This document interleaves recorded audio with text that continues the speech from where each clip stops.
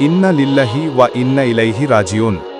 গভীর শোকের সঙ্গে বলছি, বাংলার রাজনীতির এক মহিরুহ, মহান মুক্তিযুদ্ধের অন্যতম সংগঠক, ১৯৬৯ সালের গণঅভ্যুত্থানের মহানায়ক, সাবেক ডাকসুর ভিপি, জাতির জনক বঙ্গবন্ধু শেখ মুজিবুর রহমানের ঘনিষ্ঠ সহচর, বাংলাদেশ আওয়ামী লীগের দুর্দিনের কাণ্ডারি, সাবেক মন্ত্রী ও বর্তমান উপদেষ্টা পরিষদের সদস্য, জননেতা আলহাজ তোফায়েল আহমেদ আজ আমাদের মাঝে নেই। আজ সোমবার বাংলাদেশ সময় রাত 10:30 ঢাকার ইউনাইটেড হাসপাতালে চিকিৎসাধীন অবস্থায় তিনি শেষ নিঃশ্বাস ত্যাগ করেন। তার মৃত্যুতে জাতি হারালো এক দূরদর্শী নেতা, ইতিহাস হারালো এক জীবন্ত কিংবদন্তি।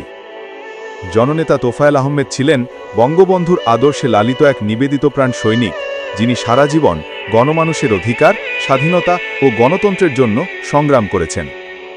তিনি ছিলেন মুক্তিযুদ্ধ, রাষ্ট্র গঠন ও উন্নয়নের প্রতিটি পদক্ষেপের এক অনন্য সাক্ষী।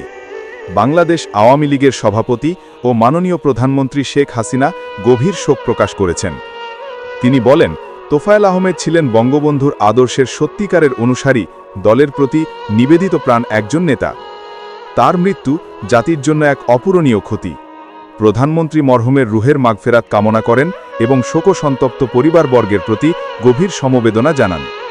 আল্লাহ তাআলা তাকে জান্নাতুল ফেরদাউস নসিব করুন, আমিন। জননেতা তোফায়েল আহমেদ বেঁচে থাকবেন তার কর্মে, আদর্শে ও মানুষের ভালোবাসায়।